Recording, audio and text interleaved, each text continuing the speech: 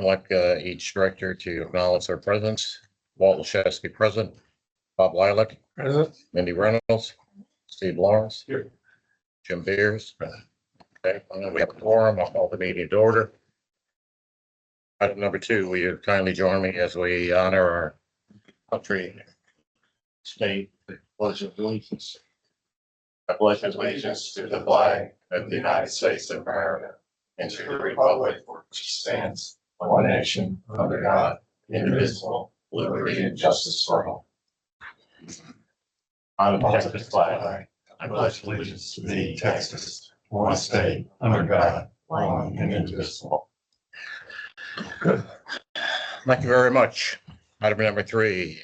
Has anyone signed up for public comments? Nobody? All right. Item number 4. Are there any adjustments? All right. Moving on then. Consent agenda. Does any director want any items removed in the consent agenda? All right. Do I have a motion and a second to accept the consent agenda? Motion approved. Second. All in favor, say aye. Aye. Right. Regular agenda, review the district draft of the fiscal year operating budget. Right, so, good morning. Good morning. We have a few things. First off is a one pager front and back, kind of just describes how the budget comes together, with some general items, and then the spreadsheet budget itself. This year we kind of reformatted it a little bit, I think to try to make it easier to follow this year. So in particular, what you'll see is we removed the month cash balances for everything, where you can see every single month. Consolidated that to make room to put a notes section out, so you could see the notes instead of going. We used to have 2 pages that you'd have to go back and forth. So felt like that was a little bit easier for everybody to follow. And the per month expense doesn't really help anybody much. We track it, but so probably the biggest highlight, what we tried to do is put a note where there was a plus or minus 10% on something in the budget. So you can see there's few things on the revenue and the internal expense side of things. Nothing too crazy there. But the big thing that I think I wanted to share with everyone is the back page. That's one of the purchase services. Purchase services are things that we're going to do on your behalf for the district, specifically the repairs we make, the maintenance we do, whether it be water, sewer, and drainage across the entire district. And so what you'll see, some pretty significant changes in terms of the expense side, kind of halfway down the page, starting on the large ditch repair, also storm sewer repair. This is in response to the completion of our ditch analysis that we've been doing over the last 8 or 9 months. So to get more insight on that, I'll turn your attention to the map and this little one pager that I just passed out minutes ago. We, as part of our evaluation, we went through and drove every single ditch across the Woodlands. We were collecting data on what we call the assets or the particular points of interest. It could be backslip interceptor pipe, storm sewer pipe, the ditch itself, siltation, drop structures, other structures, vegetative growth, overgrowth, all those various things. And so what we did was come up with kind of a 0 to 3 rating system, where 0 is, and we're going to change the color on this, I think, because we have ones that's green. Reality is ones are still a point of interest because there's a problem starting. So gray was a 0. That was just to identify acknowledgement of the asset and collecting data on it. 1 is an area of interest. 2 would be we have a problem, but it's not immediate, so we can continue to monitor it. It's probably the next 5-10 year type of problem. And then 3s are immediate. 3s are where pipe is disintegrated or there's a sinkhole, or there's immediate threat that there might be a sinkhole or a bigger problem. Mostly on the pipe side of things. In various areas across the ditches, there's vegetative overgrowth. When we say that, what that means is, when the ditch was built, there wasn't trees in it at all. And over the years, there probably was along the fence line. Birds sit on the fence, drops, grows over years. It just grows up, and then it just starts to overgrow into the ditch area to the point where, in some cases, we can't even drive on the maintenance berm on the flat part of the top. So that needs to be cut back as well. So we identified all of the threes, and we're proposing to handle all of the threes on this sheet. You can see kind of the summary of that. So your budget includes the addition of 7 storm sewer outfalls that we identified that were problematic, or threes, and then backslop interceptors. There was 8 of them. Had quite a bit. Of course, we dealt with Wedgewood Lake 2 years ago. I suspect there's probably more in there. We can't see that. I think what we would likely do as we tackle that in the future is coordinate with the township. I know we disrupted a lot of people when the water was drained out of that. I think we'll probably tackle that in a little different situation in the future, where we kind of coordinate with everybody, drop it, and then hit all of them at one time. Though we were responding to a major sinkhole at that point, and we didn't have the budget, or really weren't ready to do the other 4 or 5 that are sitting around that lake. So we did identify one other major one when the lake was down, and we had tackled that at that time, as you know. That was a couple years ago. So 7 storm sewer outfalls. So if you were in the ditch and saw a pipe sticking into the ditch, you probably wouldn't be able to tell between a storm sewer and a backslop interceptor. But storm sewer is going to be going back up into the system, into the streets. It's coming off, usually goes between a lot, and then ties in and drains into the ditch. Whereas a backslop interceptor is, just think about the flat part that you can drive down on the top. There's a parallel swale that goes along the top bank, and every so often they'll need a collection point where water will drain to that point, and that's the water that would fall directly on top of the top bank or is coming off the lots, and it would go into this. And there's a picture in the report, in the general manager's report. I can show you what an interceptor looks like later, but there's one in there. So anyway, so this budget would contemplate adding in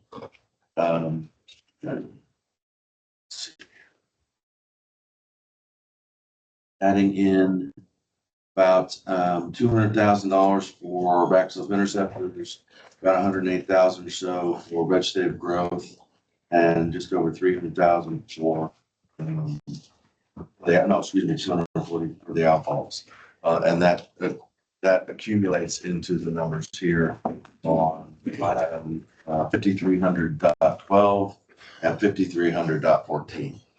So one of the other things, this you'll see more in the WWA budget, is to do some of this work. We proposed to the trustees last week to build a dedicated team that would field crew that would be focused specifically on the ditches. So as well as purchasing some equipment that allow us to tackle some of these things. Now, there's some bigger items out we won't have the equipment to do that. We normally contract those out. We would continue to do that on the bigger stuff, but this would allow our crews to go out and do a lot of the minor stuff.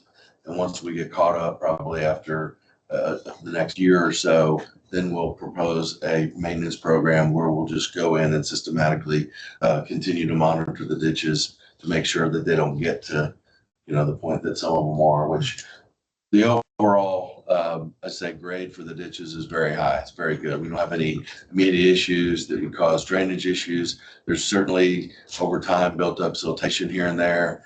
I like to get the vegetative growth pushed back so we can access some of the points that we can access. But overall, the ditches from a flowage and drainage standpoint are good. We just need to tackle some of these immediate areas. One question I have is, like over the resort, the golf courses there, who's responsible for those ditches there? Depends. I mean, those were built, I know, when the thing was initially built. And I saw them being mowed the other day and I was just wondering, whose responsibility is that? Depends on which one we're talking about. Because some are ours and some are theirs. Be really honest without looking at that. We know which ones they are. I just don't know Okay. which ones are. So that's been ascertained then, who owns what and It is. who's responsible for what? Do we ever coordinate with them and, At times, yeah. Certainly if there's, a major issue or blowout or something like that, they'll let us know and vice versa. But typically it's in our maintenance program to mow.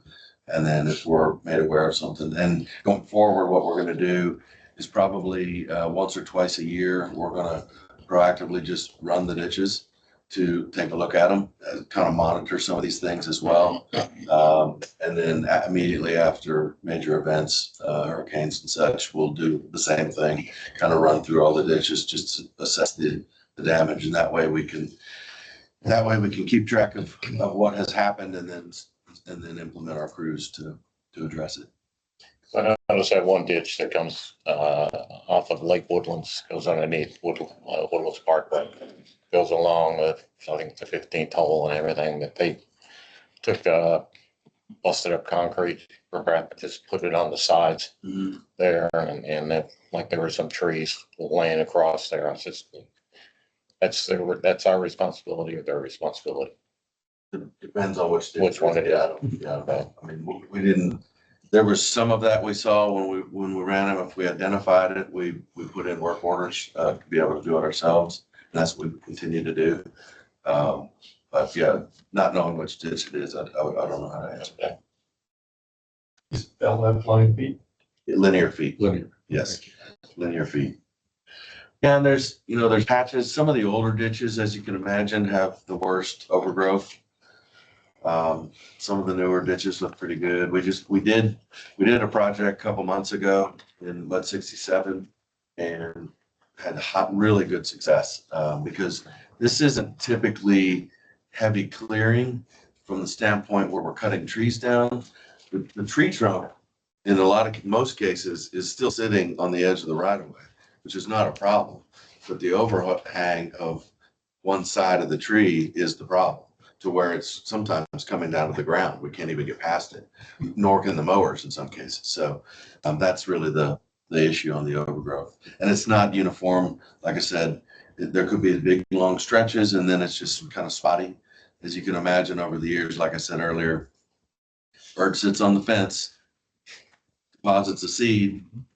10 years later, there's a tree there, and then it happens.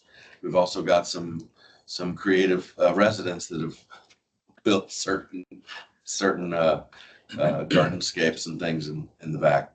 That was going to be my next question. In an effort for public relations, are we going to get with those homeowners and let them know that those trees behind there were going to kind of come in? For sure. Well, again, come down is relative, because I don't know that we're going to chop their tree down necessarily, but we need to, and we really don't need to, chop it all the way or prune it all the way straight up, but we need to get it high enough of a canopy so that the equipment can get under it. But we will certainly have a pretty aggressive communication plan with the residents. And I also think that this is a big opportunity for my directors to celebrate kind of this proactive look at handling the ditches. So John and I are going to be working on building a community outreach messaging that around this whole overall plan going forward. So. That old maintenance thing we did up with the ditches, remember, years ago? We will, so I recognize that this is, this are pretty minimal at this point. The data has been collected. This is, a kind of a rough map. What we'll end up doing is building a project plan that will have much more detail specific to each mud, where you can see pictures. Every one of these dots, we have pictures of every single asset that we took. And so we've got a lot of data It just wasn't ready in time. I got it ready enough that I could put numbers to the threes and try to put budgets together. But as far as building a kind of a pretty report, that'll be forthcoming. I just didn't have time to get it all put together. Any questions? My compliments on the format. It was a lot easier to understand and very, very simple. I mean, I thought it was very easy. Thank you. Thank you.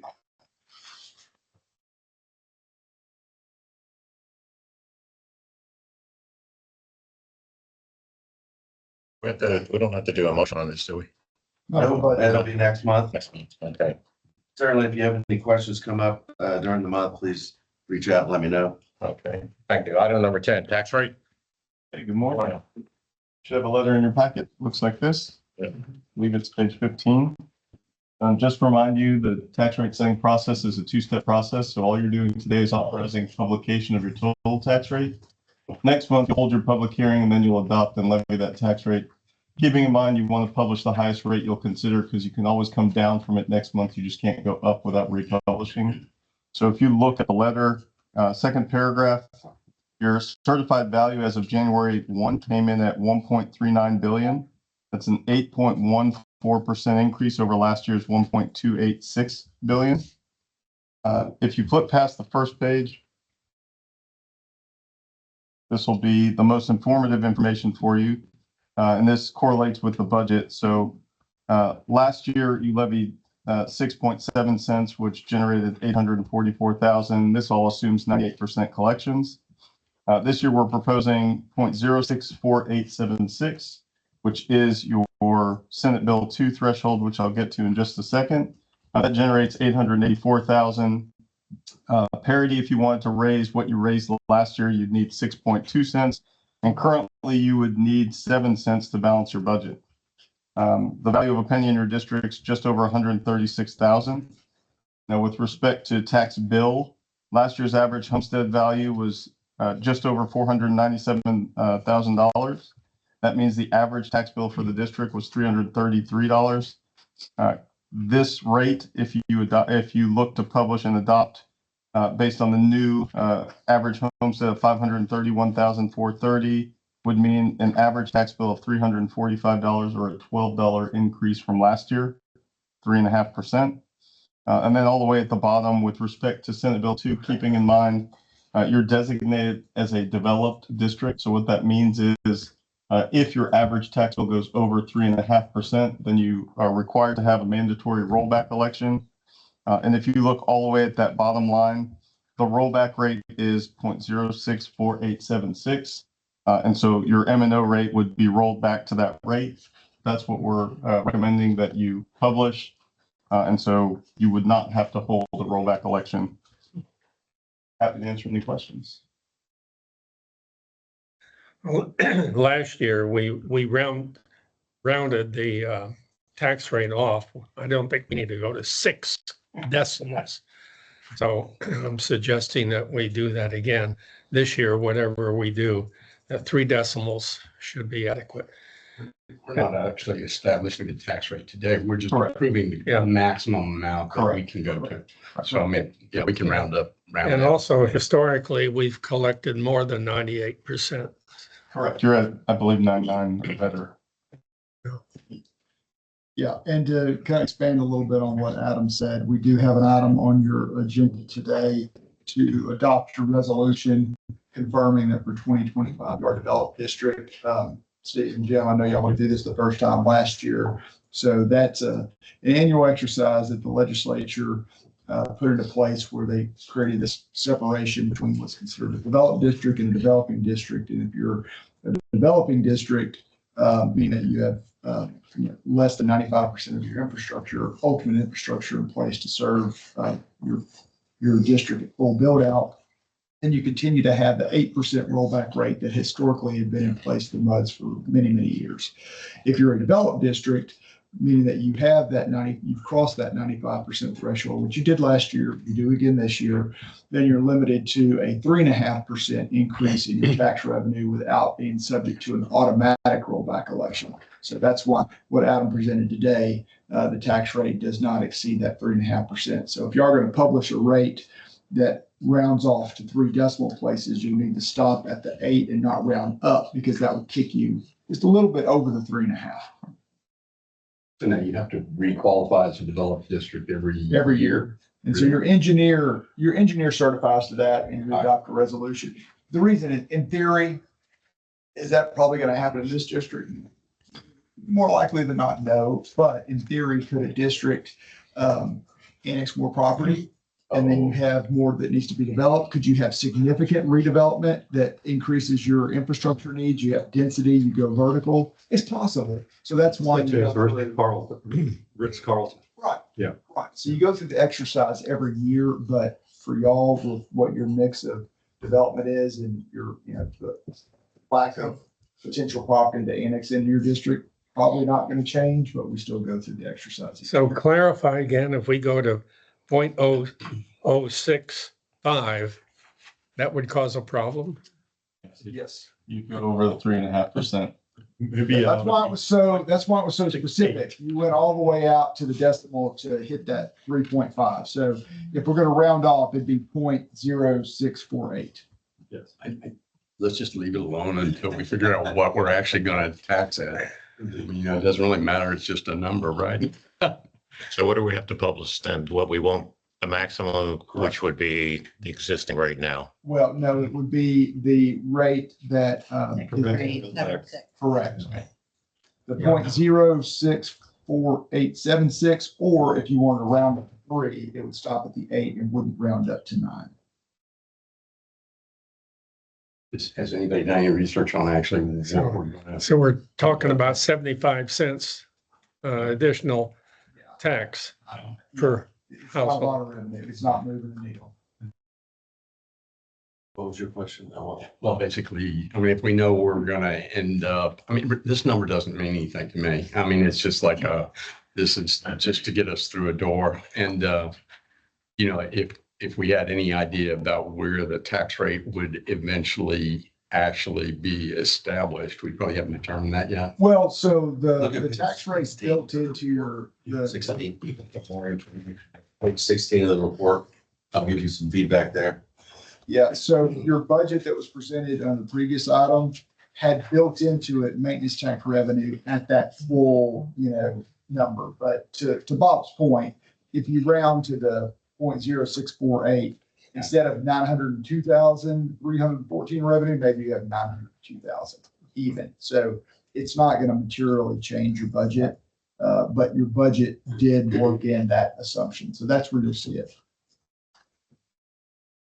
In that middle box on page 16, you see kind of where with the 7.6 on the end, your current is 333 per average home.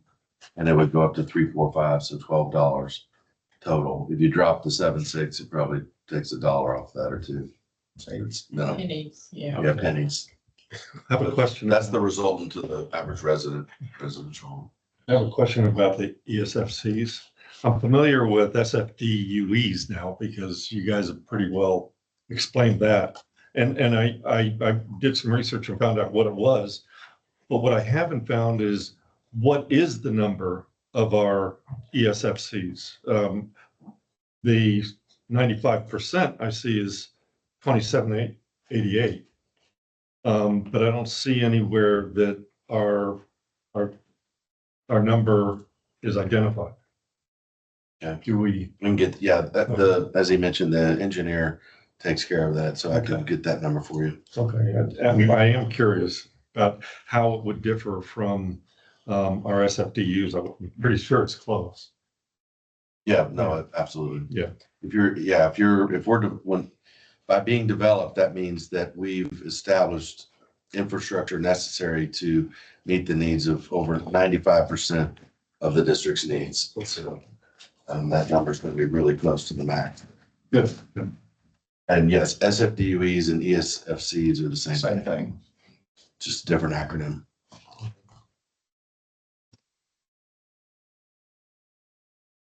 So here we do need a motion to authorize publication of the maximum rate that the board will consider next month. It goes to here to be a round off or not. Well, I still go back to this. It's still a tax reduction if we did 0.065. And I could live with 0.064. Well, let's do that part next. Yeah, I move that Where are we gonna publicize it? I think Jeannie's looking into that to make sure that Conroe Courier, yeah. Villager. yeah, it's gonna be one of those two or the full Chronicle. The Chronicle's been reducing the circulation of some of these community papers to funnel people to publish in the entire Chronicle to meet the legal requirements. So, Jeannie's looking into that. Are we better off? Do we have to do it live or can we just do it online? Cannot, fortunately, this is one of the last archaic vestiges of newspaper requirement publications. So we have to publish in a newspaper of general circulation. I don't think anybody gets the newspaper anymore. yeah. I know the Villager comes, you can't even train a It dog to doesn't the paper. qualify. So the Conroe Courier or the Woodlands Might not be. Villager alone is not enough. Well, we have to see what the zip codes are of circulation. So they've modified, I've had some districts that the Chronicle, which bought up all these community newspapers, then they reduced the number of zip codes that they're in general circulation within. And so some districts can no longer meet their publication requirements by using the community papers that were published by the Chronicle and therefore are forced to publish in the entire, in the full Chronicle, which is a good bit more expensive. So this year for districts, we're making sure that the tax assessors go confirm with the newspaper, what are your zip codes of general circulation to make sure that that requirement's being met for each district. Yeah. Yeah, it's a little silly in today's day and age to still have that requirement. That's still the law, and the ledge has not changed it. Hey, just spending thousands of dollars on something that nobody's even gonna read. Yeah, full publication of the Chronicles, more than 10 grand. You got a motion? I move You move what? that we accept. Chairs, 3 decimal places are whatever, You move whatever. I move that we accept the published tax rate. As. at the 6 decimals. Out to the 20 decimals. I don't really care, I care about what comes out next. Can month. we modify that to 3 decimals? You can do that. That's great. Is there a second? Second. All in favor? Aye. Aye. Any opposed? All right. Thank you very much. Appreciate it. So confirm, publishing at 0686. All right, Not, that we're not doing the whole, okay. no, modified. All right, I 11, SJRA. Good morning. How are you? I'm very well. If you remember, I'm Malia Good, the administrative manager for the UE. Chris Meeks is a little bit under the weather this morning, no pun intended. So thank you for allowing me to give you the Woodlands monthly operating report, which is in your packets. Nothing out of the ordinary this month. July water demands were up. Funny how that hot weather makes that happen. The only other noteworthy thing in the packet is that the new disinfection byproduct study will be going before our SJR board this month. And that is, if you recall, how we, pardon me, we're going to analyze the mixing blends at each of the water elevator storage tanks and the water storage tanks to see what kind of blends and how we get that disinfection byproducts out of the water and things like that. So nothing out of the ordinary, very simple. GRP report is also in there, and we'll be happy to answer any questions if we can. I think something out of the ordinary is the settlement between Conroe Yes, sir. for the GRP. Yes, sir. And so Conroe has agreed to pay the $34 million that they owe SJRA. Is that in, because the money was put in escrow, which earns interest. Yeah. Is SJRA getting that interest or was that, Just the past due payment. so they get to keep the interest on the money? All the Penalties. intricacies of that litigation are still with senior management. So everything that you've read is what staff has read so far. I don't know, gets to keep the interest on that $34 million. No. Okay. Don't make it up. Yeah. I don't think the details of the settlement have been released yet. I think they were still routing the settlement for signatures last I heard. Well, once they sign off on it, that information has to be released. And also I thought was significant that they reduced the contract on the GRP from 80 to 40 years.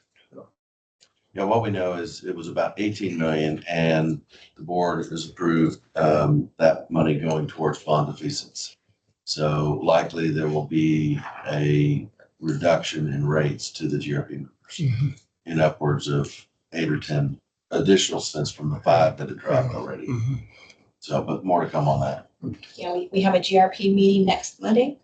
Those are online if anyone wants to watch. I'll be there. Well,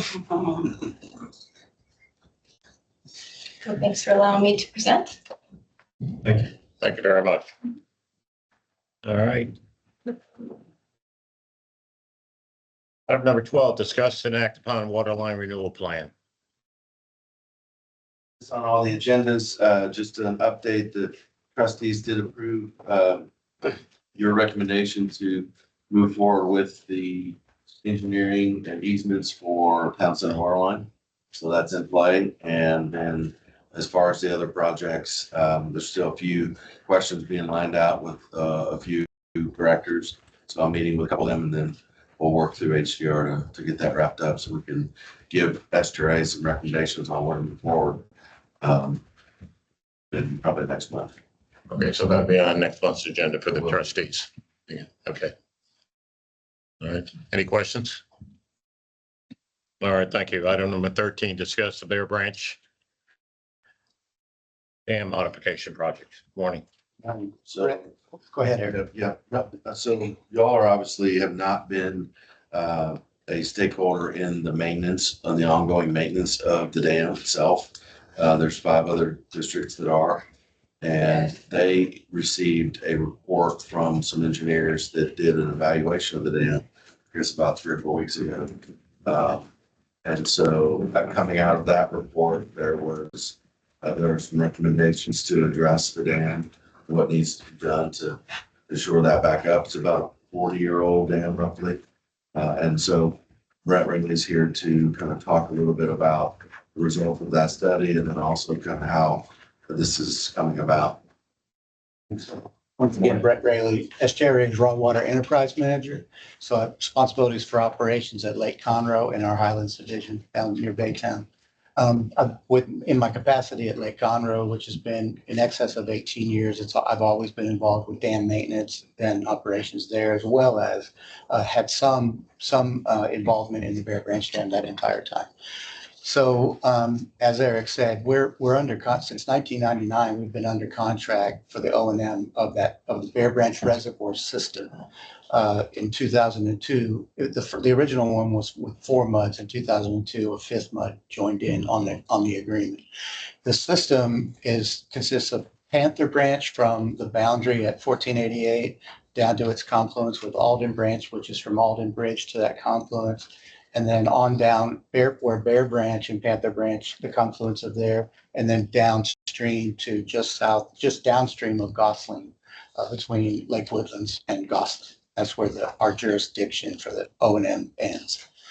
Over recent years, we've had a lot of investigations and we've done repair work, intermediate repair work, some permanent repair work of a variety of issues that have become apparent at the dam.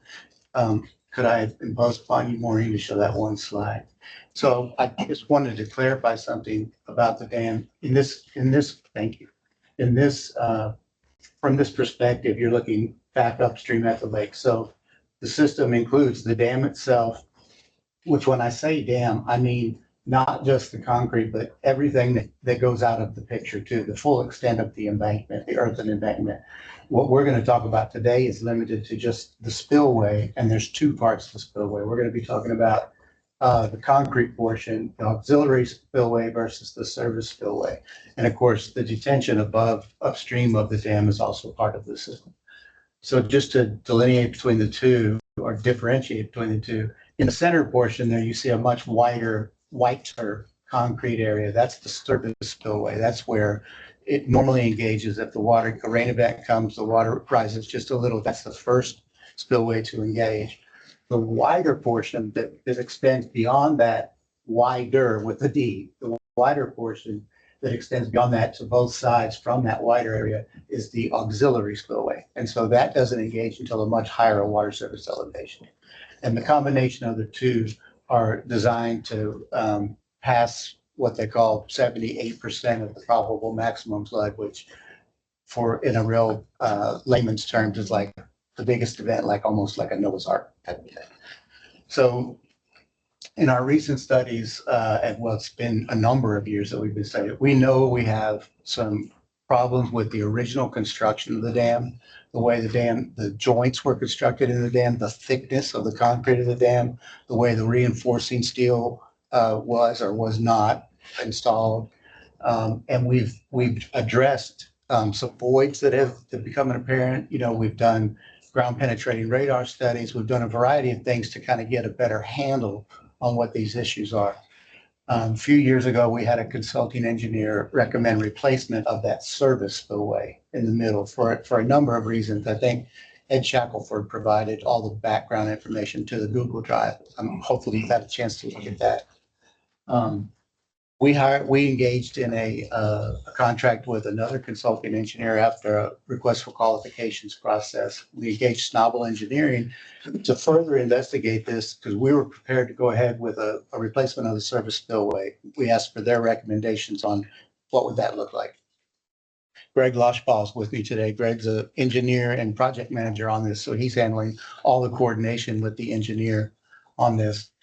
Well, when the engineer came back with a preliminary engineering report that's on the Google Drive, as well as a subsequent technical memorandum supporting their recommendations in the preliminary engineering report, they said, yes, in fact, the service spillway does need to be replaced, but we strongly recommend that you replace the entire spillway. So once again, not the dam, not all the earth, but the spillway itself. And so we had already engaged we had asked Schnabel for a rough estimate or a preliminary early estimate for replacing the service spillway. But then we later came back and said, okay, if you're making this recommendation for the full spillway, please provide a opinion of probable cost on that as well. So that's what they've come back with. As Eric said, we met, I think it was July 21st, with the 5 MUDs that participate in O&M now. And during that meeting, a representative from another MUD, one of the other 5 MUDs, just brought up the idea of, hey, should this potentially be shared, the expense of this repair be shared amongst all 10 MUDs? And so that's why we're coming to you. You know, you're not normally part of these conversations. It's normally just with those 5. So the details of what Schnabel has come up with are in all the materials that you have. But in a nutshell, if we were to embark on the full project with both the service spillway and the auxiliary spillway, we have also applied for $5 million federal funding through Representative Crenshaw, and it's in an appropriations bill right now. And from some research and talking that Eric's done, it's very likely that it will stay. So it's just a matter of when the budget's approved at the end of the year, that should be approved with it. And so we get $5 million minus an administrative fee for the Army Corps of Engineers to help supplement the cost. So in total, the 2 projects together are $14 million. Then we get the $5 million. Now, there's also been some contributions that have already been made by the original 5 MUDs for some of the preliminary engineering that we've done. So we have a repair and replacement fund account that does have a balance in it. And except for one other project that we will have to use those funds for next year, much smaller project, the remainder will roll over and be available for this project. So it's kind of a pre-funding of some of the engineering expenses. I know, what were you at the meeting with 5 MUDs? I think. Okay, so you might be able to elaborate a little bit beyond it, but in a sense, we're here because it was it was brought up at the meeting to introduce this concept. Hey, we've got this major repair. We could either do just one portion, that would be the service spillway, that's like $4.8 million, I think. $6.8 million, I'm sorry. And, or we could do the larger portion with the extra part being $7.1 million for a total of $14 million. So do you or don't you have any interest in joining in on this? And one final thing, I think one of the main reasons that it was brought up that perhaps this was important to all of the woodlands was one, the inundation area. Maureen, would you mind going to that map? So this is, the yellow represents the extent of the floodwaters in the event of a breach of the dam. Now, it does go beyond the southern portion of that. We cut this off just for the sake of a graphic for the PowerPoint, but you can see it extends beyond just the service area of those 5 MUDs are responsible for. And perhaps more importantly, if you look at the some of the stuff on the right, numerous structures would be impacted by a breach of the dam. 7 major roads, including Kirkendall, would be overtopped, and the dam at Lake Woodlands would be overtopped, which they say it definitely could very possibly lead to a dam failure of that dam as well. In fact, Schnabel says that it would result in a dam failure. So that's kind of one of the reasons, the extent of the floodwaters and the fact that it would overtop major highways more than just in that drainage area and overtop Lake Woodlands Dam is why it's being brought to you for your consideration. Thank you. So was at that meeting and saw this, and in fact, I was the one that recommended we all look at it because that thing was built in 1983 when we used to be MUD 40, and some of the MUDs that are participating in it right now weren't even in existence then. So it bears that thing was constructed for flood control, and which would have affected us back then. And the other MUDs that used to be in MUD 2 in Grogan's Point, that dam was constructed to protect them also. So everything downstream. But when you look at that also, you think about the impact it would have on all of the woodlands, not just where that yellow line goes. I mean, it would impact property values. It would impact future development of the woodlands. It would, from a economic standpoint, I think it'd be devastating if something like this, the worst scenario did happen. Let's say we got a double Harvey. The way things are going nowadays, you can't really predict what's going to happen out there. But personally, I think all the MUDs ought to participate in this. This is a area-wide situation that however it happened, I think maybe that needs to be looked into. Who built it? How was it designed? Was a developer involved back then? Maybe that's something we need to look at too. Maybe they have some responsibility in this thing, but I just think this is something that okay, it happened. We can vacillate back and forth on who's responsible and who's going to pay for it and everything, but I think it's pretty critical for the whole community that we respond and just say, hey, we need to get working on this thing, and we can't wait 2 years to try to get funding and this, and we just need to step up and protect the residents out there. I happen to agree with Walt on that, but one of my questions or concerns was if this dam is only 40 years old, that it wasn't built to the standards that would have given it a longer life. I mean, the life of a concrete dam should be a lot longer than 40 years. So my impression I get is it was not built. It was built on the cheap and not in full, a higher level of quality or standards. Of course, I can't speak fully to that, but included in the materials that were given to you are some pictures from during the original construction. And the engineer comments on a few things that they saw, particularly the construction of the expansion and construction joints themselves. There's some talk about the ground beneath the reinforcing steel when they poured the slab. Some design of some of the under drains, the aggregate that's in some of the under drains. So there were several design characteristics that were not consistent. I do not believe, I mean, I don't know this for a fact, but I know the engineer that designed it. I won't state it, but I don't believe their specialty was hydraulic structures, hydraulic The contracts. new design would correct some of those deficiencies and we can expect a longer life. Yes, The second question I have, if we do replace the entire concrete spillway, how long is that going to take and what risk are we exposed to during the construction time? as far as the period for, do you recall the expected construction period? Once you break ground? Yeah, approximately 20 months is what we're thinking. Of course, For there's, total construction. excuse me. Of course, that will take you through the hurricane season.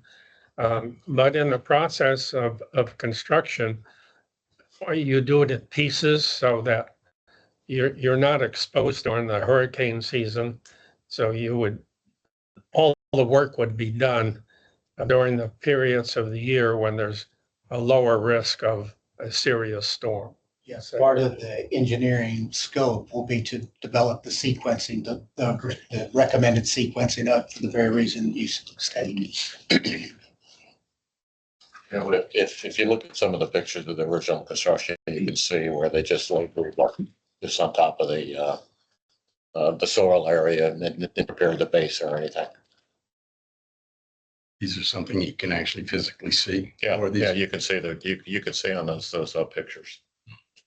So just background, as a result of those construction techniques over the years since 1999, SJRA has been involved in continuous maintenance of the expansion and construction joints there, continuing to put filler in those joints and repair spalls and concrete voids as they come. So it's been continual. It's just we haven't until relatively recent, the last 5 years or so, known the real extent of some of the maintenance that or the reasons for the maintenance that we were doing, the underlying reason.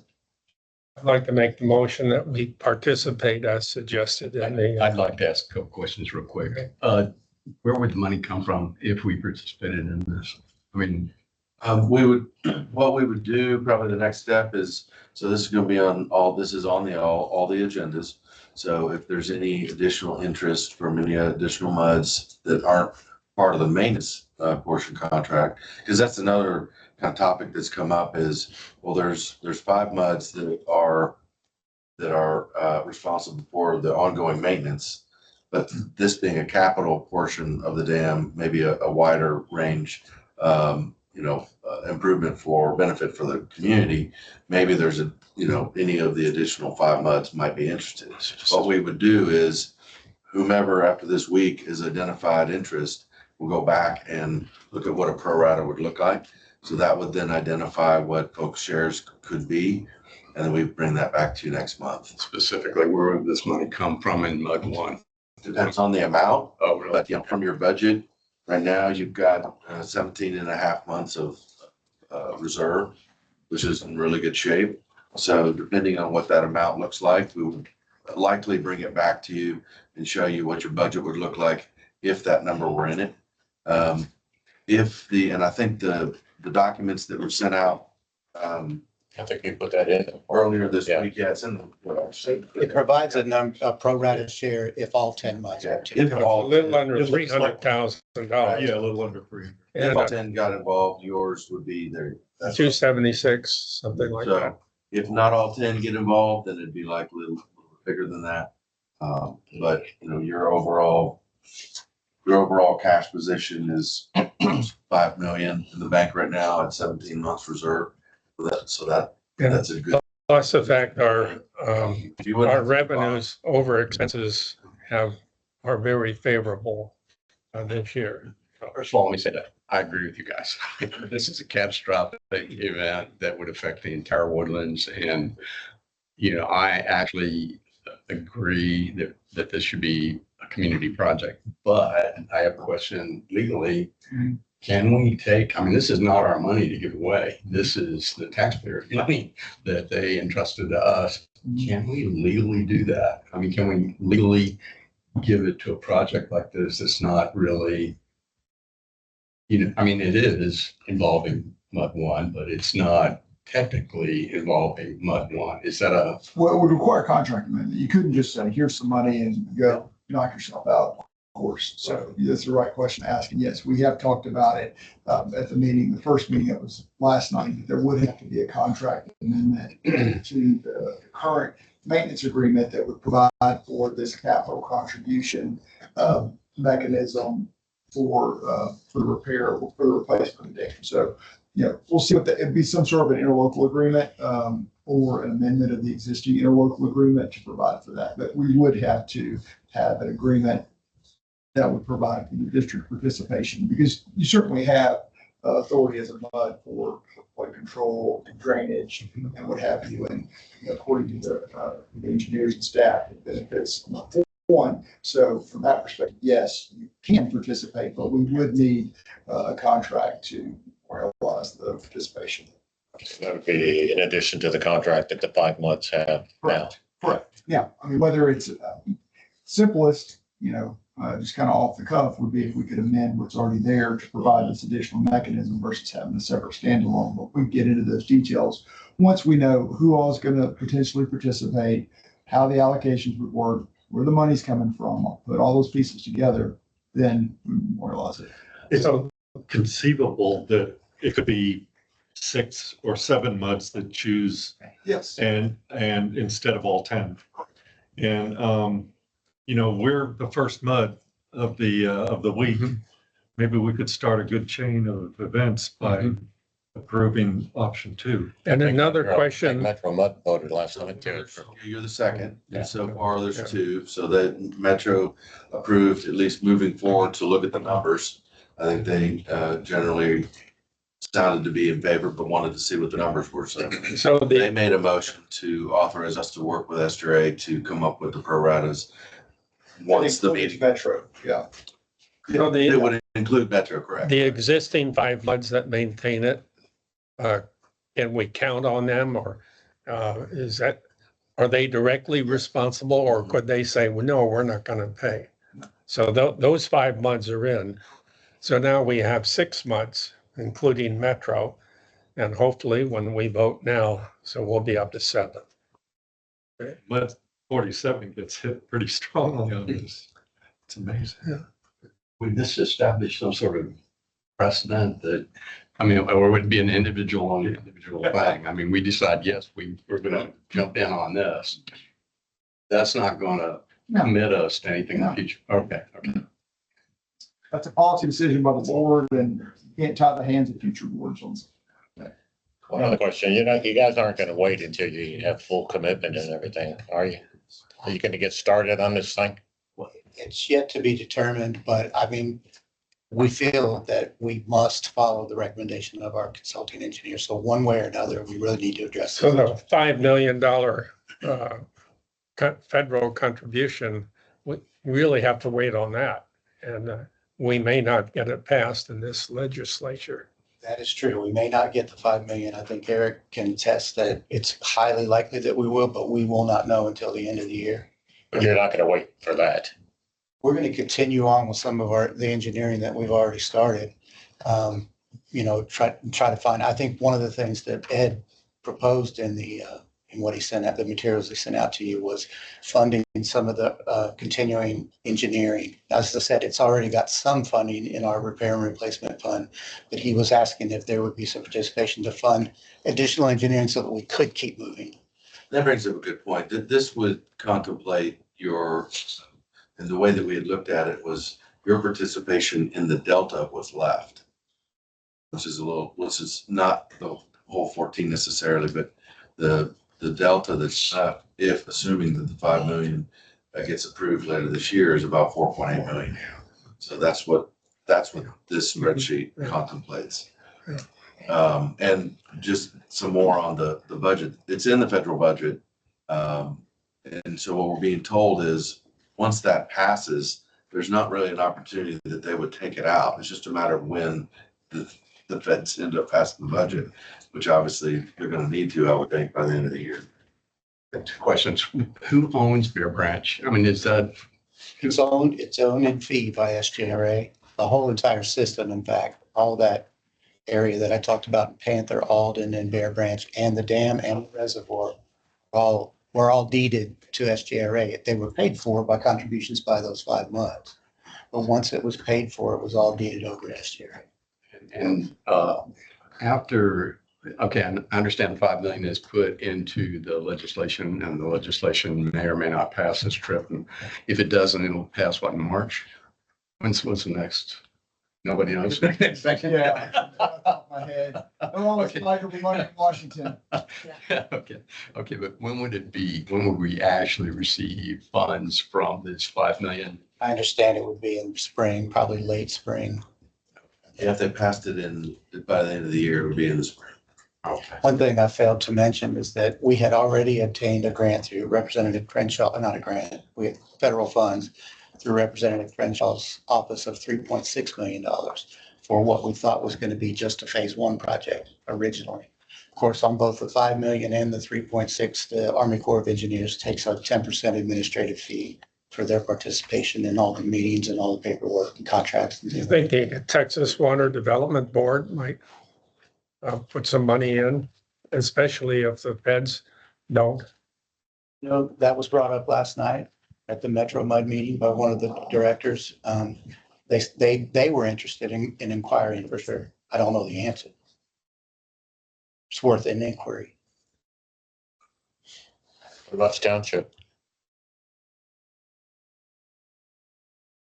I mean, if they can put $43 million in that, changing out, swing sets and everything and parks and recs, they can worry about keeping the residents from flooding. It's just my comment. More. Thank you very much.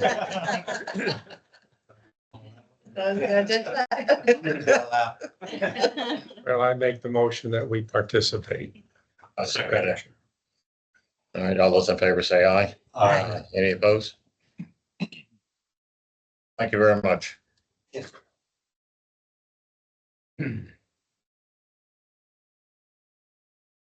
All right,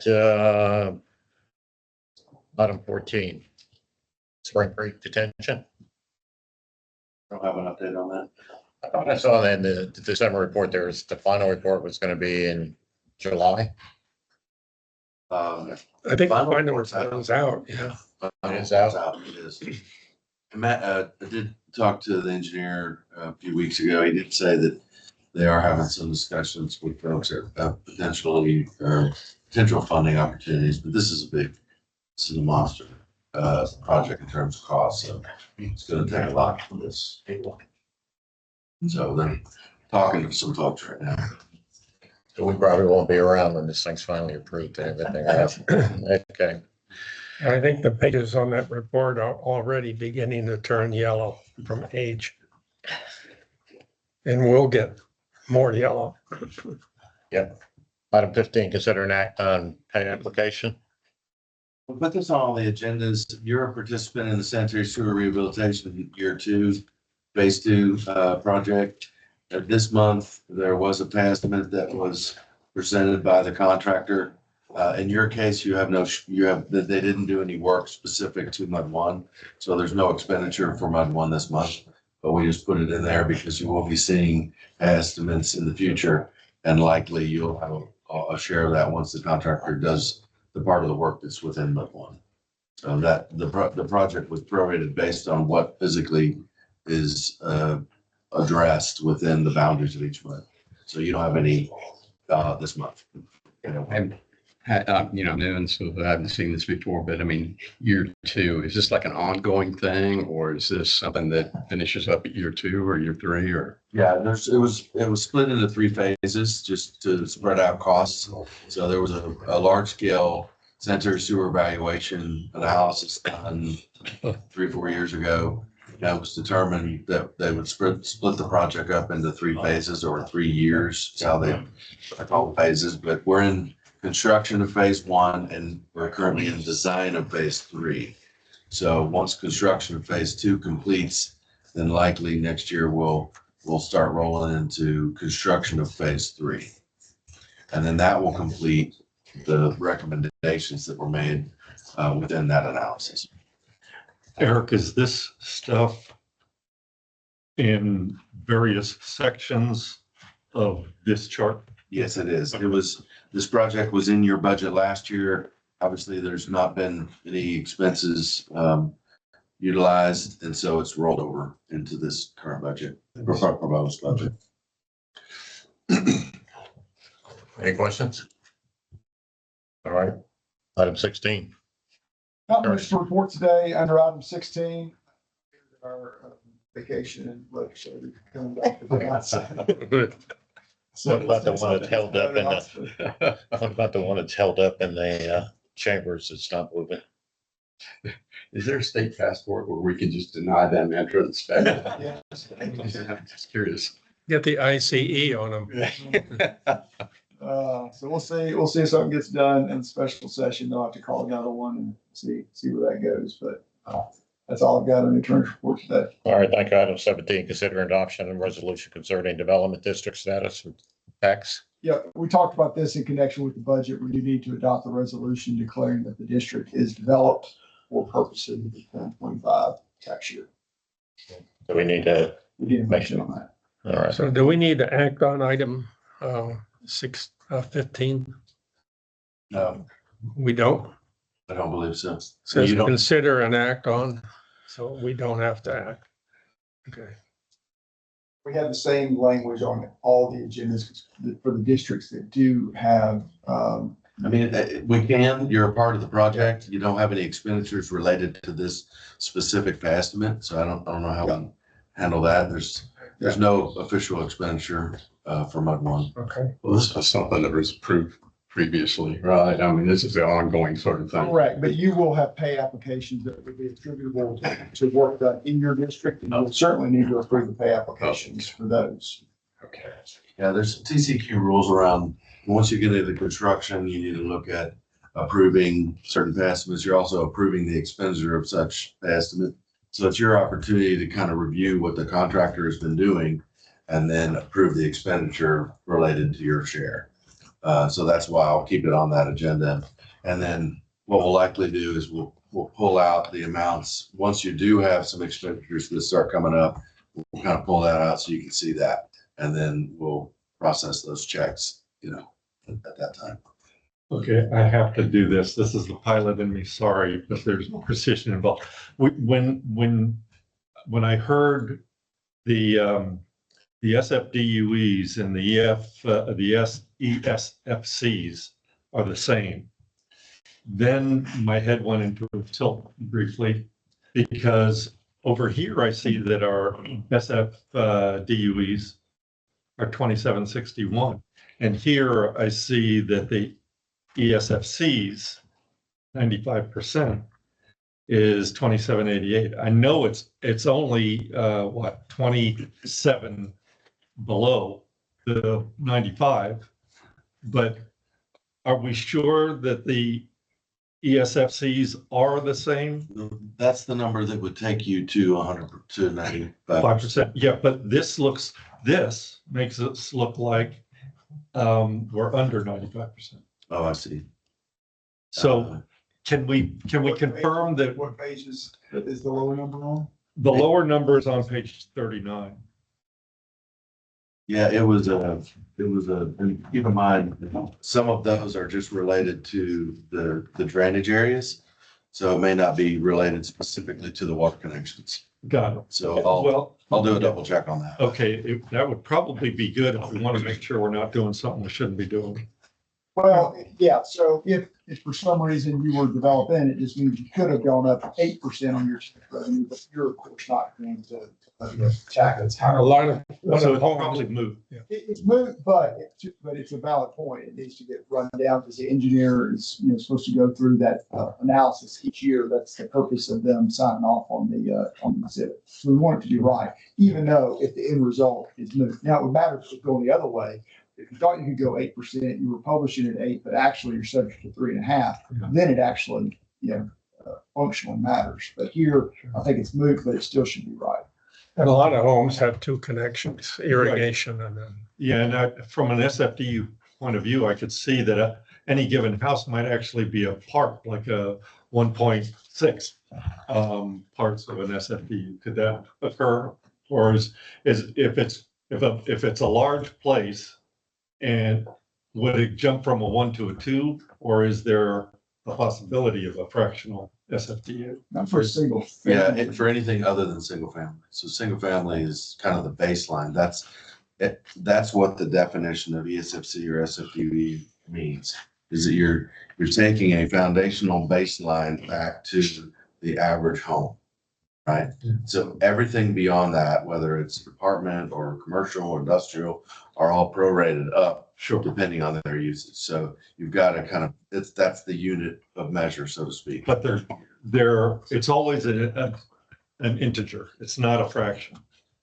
Is that, No, if it's for different types of uses, it can be fraction, like a 1 point something. I can't remember what, there's a conversion table in the 6 and 5 Okay. accounting. that's what I was thinking. For every other type of development, correct. Okay, So not besides single single family. Not for single family. All right. got it. So one of the big mansions in Carlton Woods wouldn't be a 2. Okay. got it. 5. 100,000 gallon pool.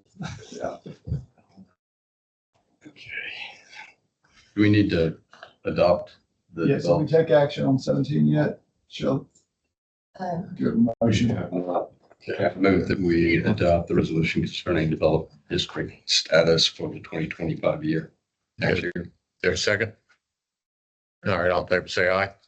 Any opposed? All right, motion carries. All right, general manager's report. All right, we've covered a lot of the heavy stuff. Couple things I had left, just to remind you that Lone Star Grower Conservation District has a couple meetings coming up, September 17th, the GMA 14 meeting, and September 18th, the MUD meeting, the information meeting for MUDs. Those both are coming up. Update you on the SFDUE audit for wastewater treatment plant number 1. We're still working on that. We'll be focusing that pretty heavily over the next month and hope to have it finished here soon. I will be speaking at the township meeting on Thursday night. There's an agenda item placed on the agenda to talk about emergency flooding and evacuation routes that basically they wanted to talk a little bit about how the Woodlands is prepared for something that like Kerrville and how that's affected and what our drainage situation is. So I plan to talk to them a little bit about Bear Panther Research Forest Drainage Project that y'all haven't been a part of, just like the dam, but there's 6 stakeholders in that project, and that would if that project is completed, that would reduce the maximum water surface elevation that was experienced on tax day flood. And quite frankly, it's been the same situation on probably 5 other floods where research forest is impassable.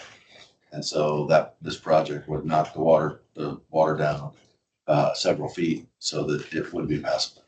And then there'd be other improvements or benefits to the residents in that immediate area, right around the high school, roughly. So we talking a little bit about that project specifically, and I think Esther has also been invited to talk about, I think, the dam project as well.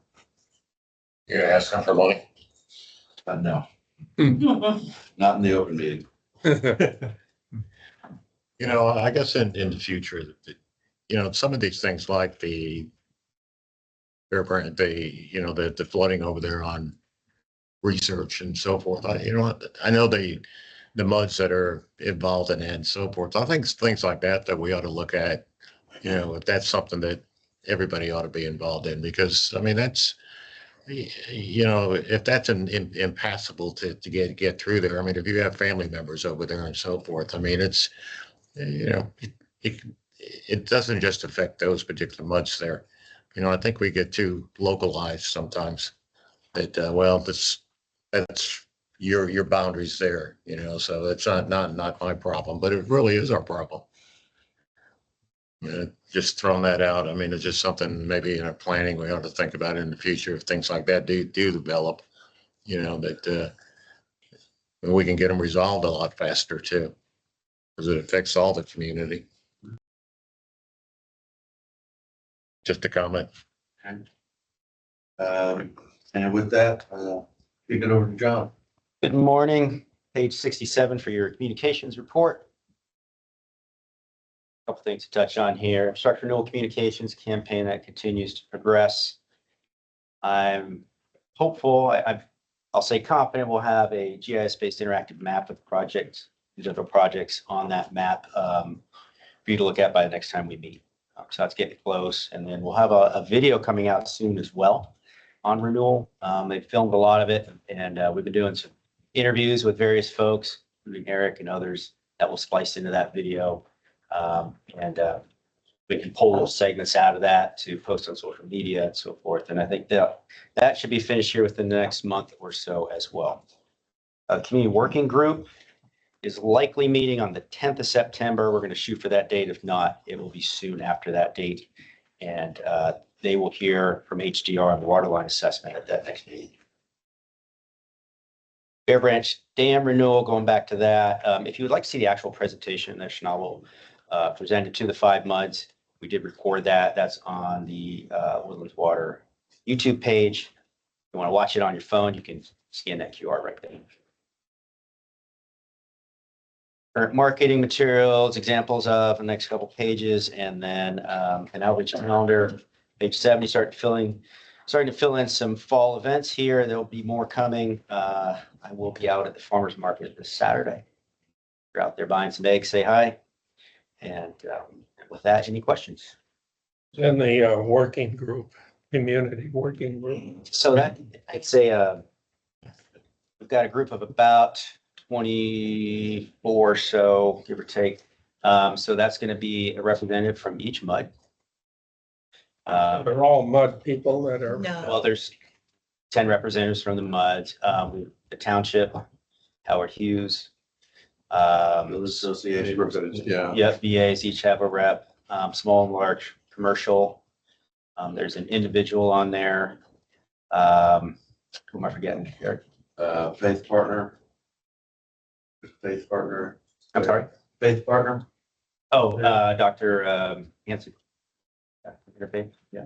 There were a few people recommended by the first group that got together that we brought on, just community members who've been here for a very long time and been very involved. Steve Leakey. Yeah, that's who I would, yeah. All right, thank you. Thank you very much. Anything else? I did think of one thing along the lines of social media. Estrella didn't mention it, but they are celebrating their 50th anniversary for the Woodlands Division. And they've developed kind of a series of little video snippets where they did some interviewing with folks. You'll see me on there. Jen Stinson was interviewed, as well as a couple other folks from the community that they chose. So if you see my face on the videos, that's what that's for. But Estrella, I think, is starting to kind of post those videos. They're little 30-second, 1 minute snippets. This probably should have come during the Bear Branch thing, but I mean, is there something to see if we went actually out there to look at the Bear Branch project? I mean, if we See walk, the dam? yeah, see the dam, see where the failure is. I mean, is there? A lot of. There might not be That anything to report, see. that report probably spells it out. This point, it's got pictures and everything. Yeah, I was just curious. I talked to my across the street neighbor. He rides a bike up there all the time. When I talked to him about what we were going to be having on the agenda today, he said, almost every time I go up there, I think of, man, this place needs work. So, it's obvious enough to somebody that's not critically minded normally. So I think there's some support even from a layperson that doesn't know a whole lot about it. Well, and I've had a couple directors ask if they could just walk it, possibly, and so I was gonna see if maybe it's only been one or two. I think you're the second or third that have asked that. So I wasn't really looking to do a big all muds to go out there. I know, but I was kind of trying to get through this week to assess how many have asked the question, and then talk to Brett about maybe just having just an unofficial tour. As long as it doesn't get too I mean, big. I'd like to see Yeah. physically what's there. If you're gonna take a group, just keep me in mind. Will do. Jim, you have to talk. Yeah, the teenagers go watch the sunset on the dam. so. It is officially trespassing if you're taking a bunch of. As long as it doesn't go while I'm on top of it, but I'm, you know, If you're caught with a can of paint, we're gonna. That's all I have. You don't like the paint comment? No, I was just laughing because I remember a long, long time ago, I took my dog for a walk.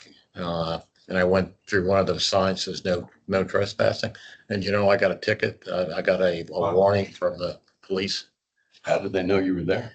I wasn't on the dam, but I was on Lake Woodlands, you know, where it stopped between Panther and Panther, that section. They cleared the trees and everything. And I just went for a walk with my dog, and all of a sudden this cop comes out, gives me a ticket.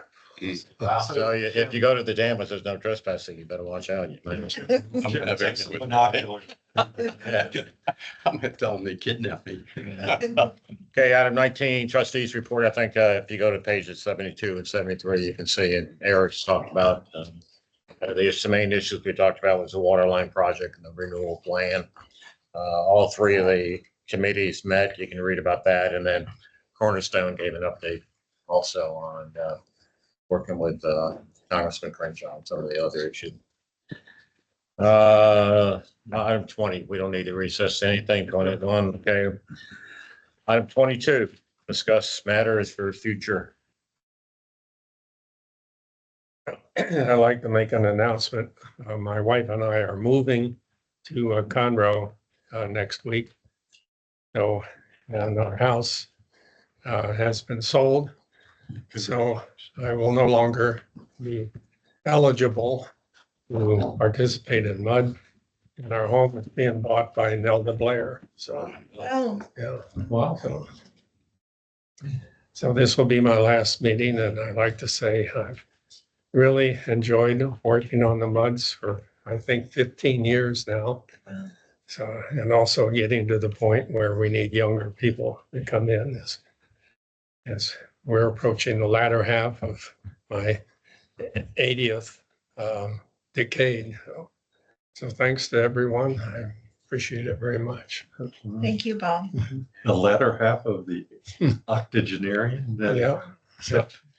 And now we Looking can like pretty go to good. lunch and it won't be a quorum. Yeah. Bob, I think I can probably speak for everybody and, you know, just extend our heartful thanks to everything that you've done over the years. You know, I think you've set the direction and for a lot of the issues that happen within the MUDs and within Woodlands Water. And, you know, it's going to be almost impossible to replace you. And I think we've all learned from you. I know I personally have. And, you know, I think we're really going to miss you. You know, Oh, I may you're come always- back and sit back there and harass. Well, I was gonna suggest that, you know, you're always welcome to come back and express your views, because you've never been bashful about doing that, so, you know, we would welcome that, but, you know, just words can't express how much debt we owe you and for what you've done, and, just wanna wish you best of luck, and you're really gonna be missed. Thank you. Outstanding work on subsidence. Anybody got any comments? I certainly, you know, been here 2.5 years and surely enjoyed working with you. You always keep me on my toes and ask good questions, and you really care. You know, that's what I saw about you very quickly is you care about the community and what happens and the decisions that this MUD and other MUDs make. Well, one thing I remain active in is there's a small group called Concerned Citizens Group that we're working on groundwater pumping issues. And I've testified before a GMA 14 in the past and the Texas Water Development Board in the past, and most recently at the Lone Star groundwater meetings. And so we're looking at some of the issues there. So I'm going to remain active for a little while. Good. Please do, we need you, Yeah. we need you. Been a pleasure working with you. You were also instrumental Thanks. in having this district consolidated with. I think that's the first we were the first merger in the entire state of Texas. Yeah, I can't speak to the entire state, but certainly the Woodlands. Yeah. That was. Well, there's room for more consolidations ahead, so I hope that you will. That's a good point. We need to keep looking at that. Okay, future agenda items. I guess we had to put this on the next. We'll have the adoption of the budget, adoption of tax rate. We probably have more discussion about participation in the dam, what have you. Okay, but the replacement for Bob. Yes, we'll have the acceptance of Bob's resignation letter on next month's agenda, as well as a discussion about appointment of a replacement. We'll have that on. Okay. So do I need to write a letter? No, we'll prepare one and send it to you. To All you fire gotta me? do, all you gotta do is sign it. Do we need to post this somehow? And then,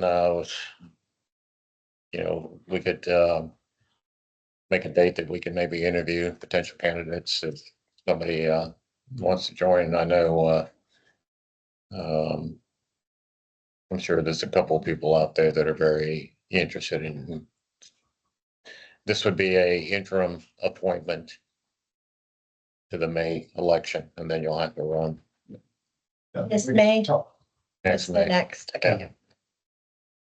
That's something we can discuss, next month under the appointment, since we don't have it on the agenda today for that. How we'll go about considering the appointment. Okay. Okay, then, item 23, the motion to adjourn. So moved. Second. All in favor, say aye. Aye. All right, thank you, everybody. Thanks to you, my friend. Dr. Beers.